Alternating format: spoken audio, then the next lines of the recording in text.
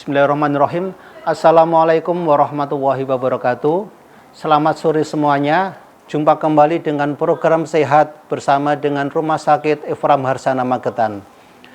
Pada kesempatan sore ini, saya Dr. Yusron Fuadi, spesialis ortopedi, akan membawakan tema berkaitan dengan osteoporosis.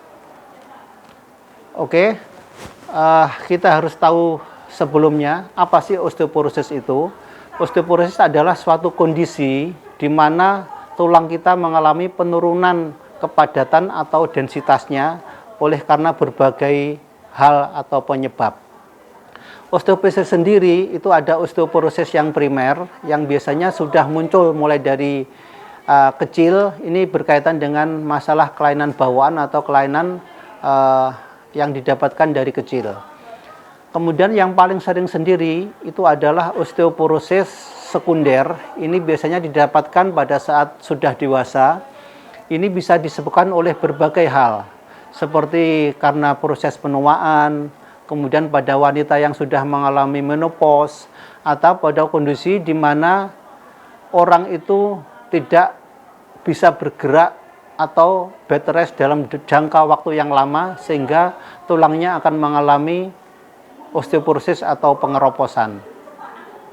Untuk penanganannya, kita mulai dari penanganan yang paling sederhana dulu.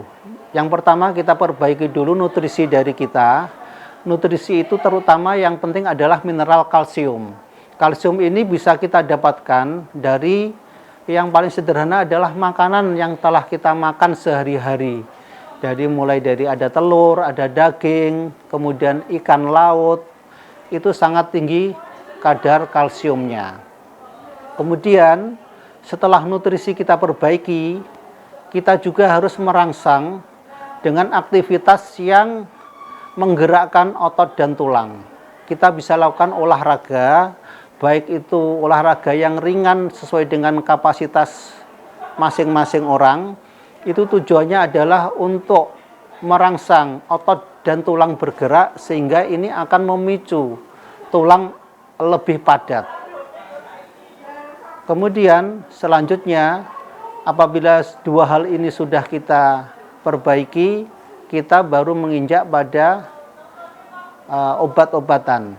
Obat-obatan bisa, yang pertama kita mulai dengan pemberian suplemen kalsium. Suplemen kalsium ini banyak sekali beredar di pasaran, jadi istilahnya gampang sekali untuk mencari. Kita bisa lakukan kalsium itu sebenarnya kebutuhannya untuk pasien normal itu adalah sekitar 800 sampai 1000 mg. Itu kita bisa dapatkan dengan suplemen, satu buah suplemen kalsium yang kita minum sehari sekali. Kemudian selanjutnya, apabila ada penyebab yang lebih spesifik, misalnya ada penyakit yang menyertainya atau komorbidnya, maka kita harus juga memperbaiki penyakit tersebut. Karena apabila tidak ditangani, maka osteoporosis ini akan terus berlanjut kondisinya.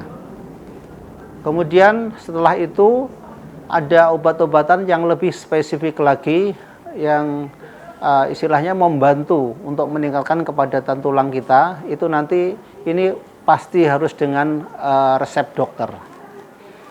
Kemudian selanjutnya untuk pencegahannya, apabila sekarang kondisi kita itu masih sehat, masih bugar, berarti cobalah untuk memberikan nutrisi yang bagus untuk tubuh kita.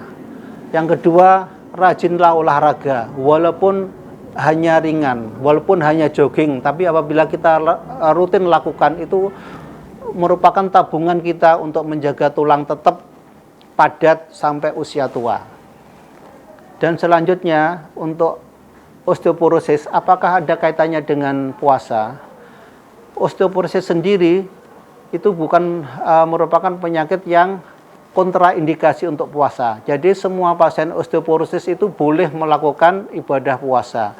Otomatis untuk kasus-kasus yang lebih berat, misalnya yang memerlukan pengobatan yang khusus, kadang-kadang tidak diperbolehkan untuk puasa. Tapi secara umum tetap boleh melakukan puasa Dan untuk aktivitas gerakan itu kita sesuaikan dengan kondisi badan kita.